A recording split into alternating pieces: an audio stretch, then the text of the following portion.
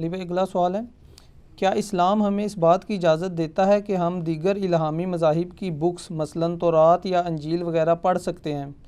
اگر نہیں تو پھر ہم کسی غیر مسلم کو کس منہ سے یہ بات کہہ سکتے ہیں کہ وہ ہماری بک قرآن پڑھے؟ پلیز وضاحت فرما دیں۔ آپ تو ویسے بھی کسی منہ سے نہیں کہہ سکتے، اس کی وجہ ہے کہ آپ نے خود قرآن نہیں پڑھا ہوا۔ اس دن حیدر نقوی صاحب نے اپنے کلپ میں ایک بڑی اچھی بات کی، میں نے چونکہ ان سے مستعار لی ہے، ایک شیعہ عالم ہے، قرآن کے اوپر بہت زور دیتے ہیں، تو اس لیے ان کو کوٹ کر رہا ہوں۔ انہوں نے کہا کہ ایمانداری سے اپنے دل پہ ہاتھ رکھ کے بتائیں کہ اگر کوئی غیر مسلم آپ کے پاس آئے اور آپ کو کہے کہ میں اسلام کو اسٹڈی کرنا چاہتا ہوں، کوئی کتاب ہے ایسی، تو آپ اسے کون سی کتاب پڑھنے کے لیے دیں گے؟ قرآن۔ اور کہتے ہیں وہ قرآن پکڑ کے آگے سے یہ کہے کہ کیا آپ نے بھی اپنے عقیدے اسی کتاب کو پڑھ کے ٹھیک کیے تھے؟ تو تم منہ اڑ کے بہ جاؤ گے۔ کتنی بڑی چپیڑ ہے۔ ان کو تو چھوڑ دیں، آپ اپنے گھر کی فکر کریں۔ ان کو کیا کہنا ہے قرآن پڑھنے کا؟ آپ نے اصل مسئلہ ہے آپ نے خود نہیں پڑھا ہوا۔ تو جس نے خود قرآن نہیں پڑھا ہوا اس کو کوئی ضرورت نہیں ہے تورات اور انجیل پڑھنے کی، ایڈا بڑا فلاسفر وہ بن گیا، اس کی ضرورت ہی نہیں ہے۔ یہ ان لوگوں کی ضرورت ہے جنہوں نے قرآن اور سنت کو پڑھ لیا ہے، اب وہ دیگر مذاہب کو اسٹڈی کرنا چاہتے ہیں، کاؤنٹر چیزیں چیک کرنا چاہتے ہیں، ضرور کریں، لیکن یہ سب کچھ گزرنے کے بعد۔ البتہ اس حوالے سے وہ جو سنن دارمی کی ایک روایت پیش کی جاتی ہے نا کہ حضرت عمر فاروق رضی اللہ تعالیٰ عنہ نے تورات کے چند صفحے اٹھائے ہوئے تھے، تو نبی صلی اللہ علیہ وآلہ وسلم سخت ناراض ہوئے، آپ کا چہرہ سرخ ہو گیا، اور آپ علیہ السلام فرمایا آج موسیٰ بھی زندہ ہوتے تو میری اتباع کے سوا ان کے پاس کوئی چارہ نہیں تھا۔ تو یہ روایت کمزور ہے، مجالد راوی، مشہور ضعیف راوی ہے اس کے اندر، یہ قرآن میں بھی فٹ نہیں بیٹھتی۔ قرآن تو بار بار کہتا ہے ایتونی بکتاب من قبل ھذا او اثارۃ من علم ان کنتم صادقین، سورہ الاحقاف آیت نمبر 4۔ اے نبی ان سے فرماؤ اگر تم قرآن کو نہیں مانتے ہو تو اس قرآن سے پہلے جو کتابیں تمہارے پاس موجود ہیں وہ لے کر ان سے میرے ساتھ کوئی بات کر دو اگر تم سچے ہو۔ کس حوالے سے؟ کہ جو تم شرکیہ عقائد بتائے ہوئے ہو یہ تو تمہاری بھی الہامی کتابوں میں موجود نہیں ہے۔ اور سر یہ دعوے کی بات ہے، ایز فار ایز توحید از کنسرنڈ، آج کی ٹیمپرڈ تورات اور انجیل میں بھی کوئی ایک آیت بھی ایسی نہیں ہے ان ایمبیگوس جو شرک کی طرف مائل کرتی ہو۔ بڑی بڑی سخت آیات ہیں تورات کے اندر کہ اللہ کہتا ہے میں جیلس گاڈ ہوں، آسمانوں پر، زمین پہ، سمندر کی گہرائیوں میں، میں اپنے ساتھ کسی کو شریک برداشت نہیں کرتا۔ سر اسی لیے وہ ایک کرسچن پریسٹ مسلمان ہوئے تھے جوشوا، ان کی یوٹیوب پہ ویڈیو رکھی ہے how Bible lead me to accept Islam, 1 crore سے زیادہ لوگ دیکھ چکے ہیں وہ ویڈیو انگلش میں، پوری لائف سٹوری انہوں نے بتائی ہے۔ کرسچن پریسٹ تھا، اس کو کئی زبانوں میں انجیل آتی تھی، جب اس نے انجیل پڑھنی شروع کی نا تو گمراہ ہو گیا، جس طرح ہمارے لوگ قرآن حدیث پڑھتے ہیں تو گمراہ ہو جاتے ہیں انورٹڈ کاما میں، یعنی وہ ہدایت پہ آ جاتے ہیں۔ اس نے جب انجیل پڑھی وہ کہتا ہے میں حیران ہوا کہ ہمیں جو عقیدے انہوں نے بتائے ہوئے ٹرینٹی کے، اللہ تو توحید کے بارے میں بڑا سینسٹیو ہے، وہ کہتا ہے میں تو ایک ہوں، تو یہ ہم نے ٹرینٹی کہاں سے نکال لی ہے؟ سر آج کی انجیل میں بھی ایک خدا کا تصور ہے۔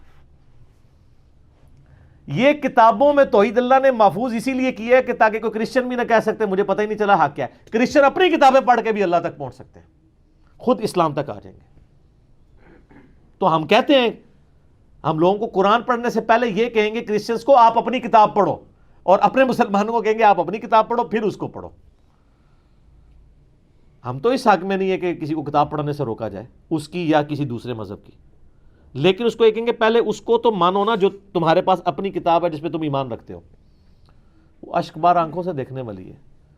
اس کا اینڈ اس نے بڑا دردناک کیا، اس نے کہا آپ کا ایک پڑوسی ہو جس کو لا علاج کینسر کا مرض ہو گیا ہو، اور آپ کی جیب میں ہر وقت ایک ایسی پوڑیا ہو کہ جس کی ایک خوراک سے اس کو شفا ہو سکتی ہو، اور اسی طرح 20-25 سال گزر جائیں، ایک دن آپ کو خبر آئے کہ آپ کا پڑوسی مر گیا، اور آپ کے اوہ یہ دوائی میرے پاس تھی، مجھے 20 سالوں میں ایک دفعہ بھی موقع نہیں ملا، میں اس کو ایک پڑیا دے ہی دیتا، میرا ہمسایہ تھا۔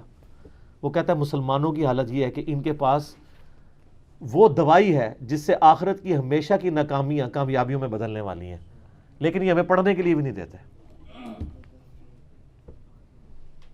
یہ حقیقت ہے، کسی کو کہہ دینی ہے خود ہی نہیں پڑھتے۔ تو ہم تو کہتے ہیں کتابیں خود بھی پڑھیں اور کئی قرآن پاک کی چیزیں تو تورات اور انجیل پڑھنے سے ہی وہ واقعات انٹرسٹ کے طور پہ اگر کسی نے کلیئر کرنا ہے، انٹرسٹ کے طور پہ، تو تاریخ آپ کو پتہ چلتی ہے. ہدایت کے لیے قرآن کافی ہے. لیکن بعض اوقات ہوتا ہے جیسے کہ اب قرآن حکیم میں کئی ایسے واقعات ہیں جن میں ان پیغمبروں کے نام نہیں آئے. جیسے آتا ہے کہ وقت کے پیغمبر سے بنی اسرائیل نے کہا ہمارے لیے ایک آپ بادشاہ مقرر کریں جس کے نیچے ہم قتال کریں کافروں کے ساتھ. تو قرآن میں اس پیغمبر کا نام نہیں آیا. تورات آپ پڑھیں گے تو اس میں آیا وہ سموئیل تھے. اسی طریقے سے قرآن حکیم میں حضرت ابراہیم علیہ السلام کے جھگڑے کا ذکر ہے جو انہوں نے فرشتوں سے کیا تھا جب وہ قوم لوط پہ عذاب کے لیے آئے تھے. وہ جھگڑا کیا ہوا تھا وہ تورات میں موجود ہے کہ انہوں نے کہا تھا کہ اگر 10 بندے بھی وہاں ایمان والے نکلے تو تم نے عذاب نہیں دینا. انہوں نے کہا ڈن. اللہ تعالیٰ اس کے اینڈ پہ بس قرآن میں اتنا بتاتا ہے کہ ابراہیم بڑے نرم دل تھے. جھگڑنے لگا فرشتوں سے. کیا جھگڑا؟ وہ یہ تھا، وہ تورات میں موجود ہے. پھر ان کو شک پڑا یار لگتا ہے 10 بھی کوئی نہیں ہے. انہوں نے کہا نہیں 5. انہوں نے کہا 5 بھی ہوئے نا سر، چلو تھوڑا دل رکھیں گے. 5 بھی نہیں نکلے، 3 بندے نکلے، لوط علیہ السلام اور 2 بیٹیاں. انا للہ و انا الیہ راجعون. لیکن ایک بات ہے، ہم قرآن کو ان کتابوں سے بہتر اس لیے سمجھتے ہیں کہ وہ کتابیں ٹیمپرڈ ہیں، تحریف شدہ ہیں.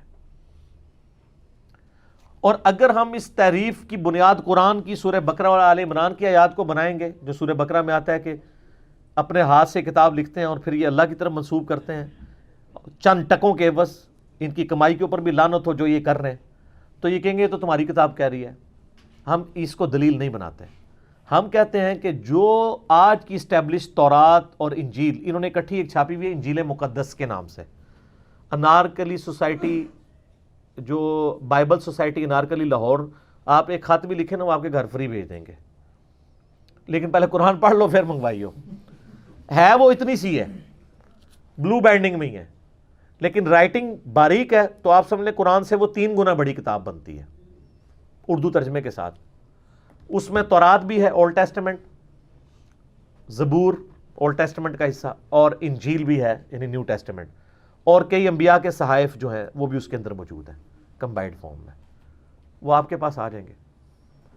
تو جو اس کے اندر خرافات موجود ہیں وہ تو ہم خدا کی طرف منسوب نہیں کر سکتے نا.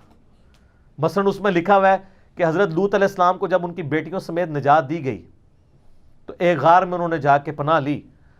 تو حضرت لوط علیہ السلام نے کہا کہ میری تو قوم ہلاک ہو گئی ہے. تو بچیوں نے کہا ہاں جی اب تو قوم ہلاک ہو گئی ہے، تو اب ہماری نسل آگے کیسے چلے گی؟ نعوذ باللہ من ذالک. تو حضرت لوط علیہ السلام کو انہوں نے شراب پلائی اور ان کی بچیوں نے ان کے ساتھ منہ کالا کیا اور اس سے آگے نسل چلی. یہ لکھا ہوا ہے استغفر اللہ واتوب الیہ. تو کیا حضرت لوط علیہ السلام کا یہ کردار جو آپ کی کتابیں پیش کر رہی ہیں، کیا حضرت لوط علیہ السلام ایسے تھے جنہوں نے ایسی تبلیغ، خود آپ کہہ رہے ہیں کہ ان کو اتنی تکلیفیں اٹھانی پڑی مخالفین کی طرف سے، تو انہوں نے خود یہ کام کرنے تھے؟ تو جب پیغمبروں کا آپ یہ کردار شو کریں گے تو ہم تو کہیں گے نا آپ کی کتابوں میں کسی نے تعریف کر کے ملائن کیا ہے پروفٹس کو. حضرت داؤد علیہ السلام کے بارے میں لکھا ہوا ہے کہ ایک دفعہ چھت پہ چڑھے تو انہوں نے اپنے صحابی کی بیوی کو چھت پہ دیکھا کہ وہ نہا رہی تھی اور وہ ان کو بڑی پسند آئی. اس صحابی اوریا نام تھا اس کا، اس کو آگے بھیج کے جنگ میں قتل کروا دیا اور پھر اس کے ساتھ خود شادی کر لی. یہی وہ واقعہ جو کشف المحجوب میں بھی لکھا ہوا ہے جو ہم گستاخانہ واقعات میں کوٹ کرتے ہیں. انہوں نے قرآن دی اس لیے لگتا ہے تورات تو ہی ساری شاید انہیں، میں نہیں کہتا یہودوں نے سارا دی جینٹ سر، میں نہیں کہتا، مجھے کہنے کی ضرورت ہی نہیں ہے. یہ وہاں سے واقعہ لیا ہوا ہے جہاں سے بازید بستامی کا سکر اور جنید بغدادی کا صحف ثابت کی ہے. وہ کہتے ہیں حضرت داؤد علیہ السلام صحف میں تھے اور اس کا یہ واقعہ لکھا، اور سکر میں تھے بازید بستامی، وہاں سے انہوں نے دلیل لی. وہ کہتے ہیں اس کی دلیل نبی علیہ السلام نے بھی تو ایک دفعہ اپنی صحابی کی بیوی پہ نظر پڑ گئی اور اس صحابی کے دل میں اس کی نفرت پڑ گئی، زید ابن حارثہ کی بیوی نعوذ باللہ زینب، اور جب انہوں نے ان کو طلاق دی تو حضور نے خود شادی کر لی. یہ گستاخانہ واقعات جو کشف المحجوب میں اور تذکرۃ الاولیاء اور تصوف کی کتابوں میں لکھے ہوئے ہیں تصوف کی ٹرمز کو ثابت کرنے کے لیے، یہ سارے اسی قسم کے ادھر سے ہی آئے ہوئے ہیں نا، اور ہمارے گاٹے فٹ ہوئے ہیں. ہمارے سے مراد آپ لوگوں کے. اور یہی وہ واقعات ہیں جن کو بنیاد بنا کے رچرڈ ڈاکنز نے دا گاڈ ڈیلوژن میں لکھا ہے کہ یہ جتنے مذہب کے ماننے والے ہیں وہ ڈیلوژن میں چل رہے ہیں. اس نے بھی یہ واقعات کیے. انہوں نے کہا یار ان پیغمبروں کی میں پیروی کا حکم دے رہے ہو جو اپنی بچیوں کے ساتھ یہ کرتے ہیں، اپنے صحابہ کی عورتوں کے ساتھ یہ کرتے ہیں. تو سر اب اس میں مجرم کون ہوا؟ کرسچینٹی کے غلط عقائد اور نظریات کا ریونج تھا ایتھیزم. دہریت.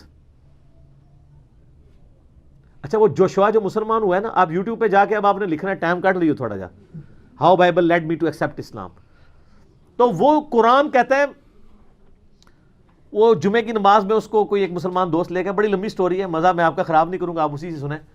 تو اس کو مسجد کے خطیب نے قرآن ترجمے سے پڑھنے کے لیے دیا. پاکستانی خطیب نہیں دینا ہوتے, فضائل محل ہی دینی سی انہیں, فضائل سنت دے دینی سی. ہاں حقیقت بات ہے, میں رائمنڈ گیا ہوں, وہاں قرآن ترجمے سے پڑھا ہی نہیں ہوا. فضائل مال پڑھی ہے, فضائل درود پڑھی ہے.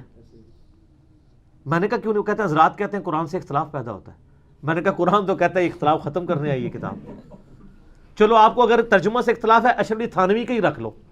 اگر آپ امت لیول کا کام کر رہے ہو تو ایک بریلویوں کا سیکشن بنا لو, ایک دیوبند کا, ایک اہل حدیث کا, ایک شیعہ کا. بریلویوں میں اعلیٰ حضرت احمد صاحب بریلوی کا ترجمہ رکھ لو, دیوبندیوں میں اشرف علی تھانوی کا رکھ لو, اور شیعہ والے سیکشن میں سید فرمان علی شاہ کا رکھ لو, اور اہل حدیث میں جونا گڑھی کا رکھ لو, اور میرے جیسے سادہ مسلمانوں کے لیے مودودی صاحب کا یا فتح محمد جلندری کا رکھ لو. لیکن یہ کیوں کہہ رہے ہو کہ قرآن سے اختلاف پیدا ہوتا ہے؟ کتنی نان سینس بات ہے. خوف خدا کرنا چاہیے یہ بات کرتے ہوئے کہ قرآن سے اختلاف پیدا ہو رہا ہے. تو وہ جوشوا اس میں اس کو جمعے کے وقت خطیب نے جناب کتاب دی ہے, جمعے کے دن کہتا ہے میں نے اتوار کی رات تک پوری کتاب پڑھ لی تھی. ہائے ہائے ہائے ہائے, جمعہ ہفتہ اتوار, تو پوری زندگی چ اتنے دن نہیں آتے کہ اسی قرآن ترجمے نہ پڑھ لو. اتکاف میں بھی بیٹھ کے 10 قرآن ہی مکا رہے ہوتے صرف. اور کہتا ہے میں نے جمعے کی رات کو جب قرآن پڑھنا شروع کیا, کہتا ہے میرے آنسو نہیں رکتے تھے. کہتا ہے میں نے جمعے کی رات کو اپنا دل اس کتاب کو دے دیا تھا. اس دن مجھے سمجھ آئی کہ یہ شروع میں سورہ البقرہ اور آل عمران اور نساء شروع میں کیوں ہے, کیونکہ اکثریت تو خدا کے ماننے والے ہیں نا, الہامی مذہب کو کرسچنز ہیں. کرسچنز کے لیے تو پوری ان کو بنی اسرائیل کی ہسٹری تورات میں بھی انہوں نے پڑھی ہوئی ہے, سورہ بقرہ میں آئی ہے. اچھا وہ کہتا ہے جی میرے لیے اٹریکشن یہ تھی کہ قرآن جس طریقے سے انبیاء کا ذکر کرتا ہے نا, واقعی وہ رول ماڈل تھے. اور جو میں تورات میں انبیاء کا کریکٹر پڑھتا تھا نا, اس سے مجھے نفرت ہوتی تھی. اور اس کا قد چھوٹا ہے. حضرت داؤد علیہ السلام کا بھی قد چھوٹا تھا. قرآن میں حضرت داؤد کا ذکر ہے نا سورہ بقرہ میں, کہ انہوں نے جالوت کو قتل کیا, وہ گوپیے کے ذریعے, وہ پوری تفسیر تو تورات میں آتی ہے. تو کہتا ہے مجھے حضرت داؤد علیہ السلام کے ساتھ بڑی عقیدت تھی کہ میرا قد بھی چھوٹا تھا, تو میں کہتا تھا میں بھی ڈیوڈ بنوں گا. کہتا ہے جب میں نے ڈیوڈ کے حالات پڑھے تورات میں, تو لیکن جب قرآن میں پڑھے تو اللہ تعالیٰ نے حضرت داؤد کا ذکر کس طرح کیا ہے. ہائے ہائے, اللہ فرماتے ہیں ہم نے ان کے ہاتھوں پہ لوہا نرم کر دیا تھا, پہاڑ بھی اس کے ساتھ تسبیح کرتے تھے, ہمارے شکر گزار بندوں میں سے تھا, ہم نے اس سلمان جیسا بچہ اس کو عطا کیا. ٹھیک ہے, تو وہ کہتا میں قرآن میں جو انبیاء کا کردار میں نے پڑھا نا, میں نے کہا ہاں یار یہ وہ لوگ ہیں جن کو فالو کرنا چاہیے. اور دوسری چیز جو اس کے لیے, یہ تو دوسری چیز تھی, پہلی چیز جو اٹریکٹفل تھی, وہ کہتا ہے مجھے قرآن سے توحید کی جو چاشنی ملی نا, اس نے مجھے اٹریکٹ کیا کہ یہ خدا کا کلام ہی ہو سکتا ہے. سر قرآن کا تو ہر صفحہ ہی توحید ہے.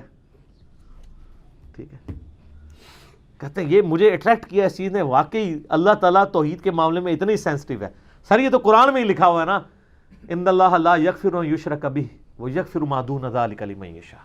اللہ نے شرک معاف نہیں کرنا, اس کے علاوہ جتنے گناہ معاف کر دے گا جس کے لیے چاہے گا. یہ قرآن میں ہی حضرت عیسیٰ کا دفاع اللہ نے کیا ہے نا, کہ یہ کافر تو حضرت عیسیٰ کی طرف شرک منسوب کیے ہیں. قال المسیح یا بنی اسرائیل اعبدوا اللہ ربی و ربکم. مسیح علیہ السلام تو یہ کہا کرتے تھے, اے بنی اسرائیل عبادت کرو اس رب کی جو میرا اور تمہارا رب ہے. انہ من یشرک باللہ فقد حرم اللہ علیہ الجنہ ومأواہ النار وما للظالمین من انصار. جو کوئی اللہ کے ساتھ شرک کرے گا, اللہ نے اس پہ جنت حرام کر دی, اس کا ٹھکانہ آگ ہے اور وہاں اس کا کوئی مددگار نہیں ہوگا. سر بھی یہ قرآن ہی بات کرے گا نا. اس سے بھی بڑھ کے نبی علیہ السلام کے بارے میں سورہ زمر میں